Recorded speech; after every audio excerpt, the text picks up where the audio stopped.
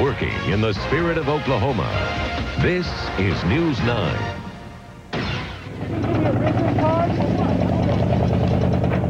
The News 9 investigators confront some men who appear to have been looting from tornado survivors.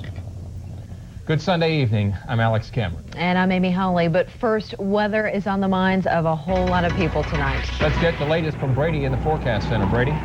That's right. We still have a tornado watch that runs until 4 o'clock in the morning, a new tornado watch, and that does include the metro area. We've had numerous areas that have had 60 to 70 mile per hour wind gusts, including Sayre and Elk City and on up toward the Sealing area.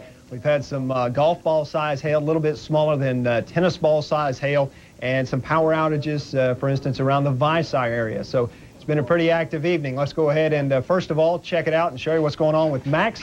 And we'll put this into motion. This is the activity over the past few hours. You can see it continues to move to the east-northeast at right around 30 miles per hour. Each individual storm still does have the capability of producing some wind gusts, easily up to 60 or 70 miles per hour, and possibly some large hail as well as they continue their track into central Oklahoma. And keep in mind, we still are under that tornado watch. As a matter of fact, here it is.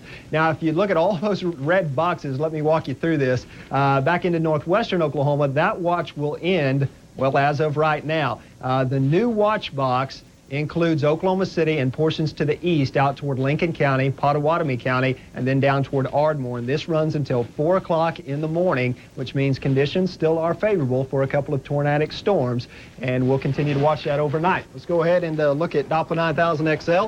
And the line right now moving close to central Oklahoma includes you folks in Watonga. Quite a bit of activity around you right now, down through Hinton and Binger, down toward Carnegie. Large hail and damaging winds very possible with these. You can see into Kingfisher if it continues its current track at right around 1038. Down toward the El Reno area at about 1035. Chickasha right around the corner as well at about 1038 with some large hail and damaging winds possible. And then eventually on into, say, the Edmond area sometime around 1125. So definitely some storms worth watching as they're capable of producing some damaging winds. Let's go up to northwestern Oklahoma now. You folks around Alva had a tornado warning earlier to your northwest that has since ended. Storms continue around Cherokee, Cleo Springs, and Fairview. And now let's drop on down to southwestern Oklahoma. And there it is. And it looks like storms continue from Hinton down to Binger, Medicine Park, and back toward Frederick, Oklahoma, with some large hail and damaging winds possible. Quick check on lightning. Lightning running 55 ground strikes per minute right now. And we might look at Storm Action 3 from the Sealing area earlier. This was Valcaster showing us some hail to about 2 inches in diameter. So pretty significant weather, and we'll continue to keep you updated. Back to you. Okay, thanks so much, Brady. Now back to our top story. It is something most of us could never imagine doing, stealing from people who have virtually lost everything. And we've done some checking and found 10 people have been arrested in the last week and a half for looting from the tornado disaster areas. The Moore Police Department says stealing from disaster areas simply will not be tolerated. Detectives have opened a criminal probe based on evidence gathered by lead investigative reporter Chris Halsney. Chris joins us live from near a now destroyed Kelly Elementary School in Moore. Chris? Well, Alex, you know, this tornado has brought out an awful lot of good in an awful lot of people, but unfortunately it's also attracted some vultures, profiting off other people's misery. Tonight, the investigators catch some of these scavengers on tape. These 2 men appear to be cleaning up rubble, but police say they are really brazen thieves, stealing high-quality scrap metal from disaster victims. The investigators caught them on camera taking screen doors, a satellite dish, an air compressor, a whole truckload of goods right out of tornado victims' yards. Even if they had permission from the homeowners, Moore police say it's illegal to be soliciting business in a disaster area. The mayor has banned, don't do that. The mayor has banned door-to-door solicitation for businesses right now. Okay, we didn't know that. And you guys, you need a permit to go door-to-door and ask people for business right now. Did you know that? No, I didn't know it, but I do now. You're telling me. The big problem here is that these scrap metal collectors didn't have permission to take everything on this trailer. Mike, did you give these guys permission to take a bunch of metal and satellite dish and everything right out of your pile here? Nope. Look at this. The men are taking goods from Mike's yard before he arrives home. The proof is here on tape. The pair turned defensive when I asked them to identify themselves and explain. You know, ain't nobody trying to hide or nothing like that. I ain't gonna lie to you, but I ain't got no reason to lie. You gonna give me a business card or what?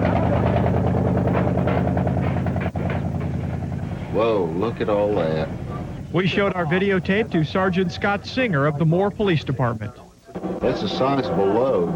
Yeah, it is. He says we caught a couple of thieves who have a lot of explaining to do. These people are taking advantage of that, obviously, by trying to sell the scrap metal and by going to places where they're not invited. That's intrusion, unlawful intrusion upon private land, removing property that they don't have permission to, and that's larceny. They've committed a number of felonies right here on the camera. We did turn a partial plate number over to the Moore Police Department tonight, but still these men remain unidentified. If you know who they are, go ahead and call the Moore Police Department, or you can go ahead and call us at News 9 and we'll pass the information along. Detectives tell me they definitely want to talk to these two men. All right, well, here are those numbers to call if you know who has done the looting or see someone who's in the process of doing so. Call the Moore Police Department at 799-4357, or you can call our investigators hotline, 841-9921. A follow-up now on that fragile cat cleanup volunteers found this weekend buried under rubble. We've got a live cat. A live cat underneath that. The little boy, the little guy actually looked a little shaken before volunteers took him to a Moore veterinarian. And the vet tells us tonight that the cat had been reunited with his family several days ago, but must have escaped in hopes to find its old home. The vet says this cat's doing just fine tonight. Tornado victims are getting a lot of relief from the American Red Cross. It's another example of the Oklahoma surviving spirit that we've seen so much of. Well, since the tornadoes, more than 2,200 volunteers have come from all over the country to help out. Tonight, Red Cross volunteers made dinner rounds, making sure the victims at least have something warm to eat. That goes in the house. A lot of people don't realize how much it entails. Absolutely, from the ground up. It all just meshes. And we've done a lot of jobs, and this one has been, the people here in Oklahoma are, they're incredible. Red Cross officials say their volunteers will stay here as long as they are needed. Your senior year should be a time of excitement, but for seniors at Mulhall-Orlando High School, the last few weeks have been a time of sorrow.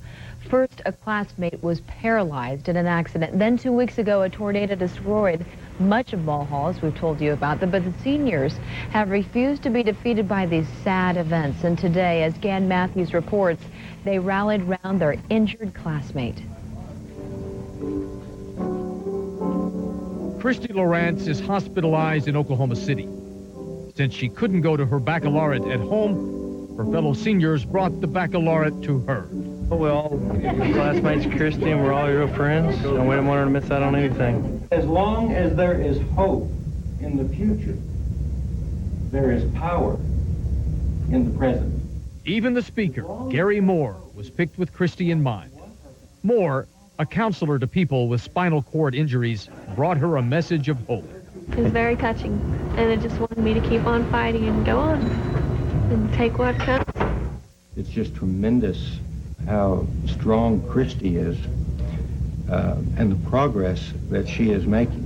Christy's injury, the tornado, it's been a time of testing for these students. It's brought some sadness and some rough times. We've been pretty down right now, but we're going to get through it. The Mulhall-Orlando Seniors, a class act in 1999. Gan Matthews, News 9. Now, the seniors will hold their graduation exercises in the high school gym in Orlando on Tuesday.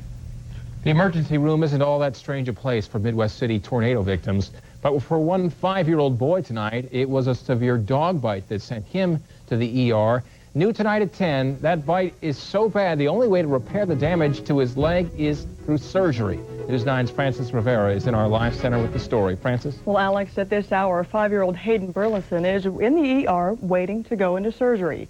His dad tells us it's not his first traumatic experience with the dog, but the family is relieved it will be the last, since animal control took the dog away to destroy it. Scott Burlington boarded up his fence today, like he has many times before, to keep the neighbor's dog away. The Rottweiler, he'll grab the bottom of the board and just pull him off with his teeth, his jaw, just yank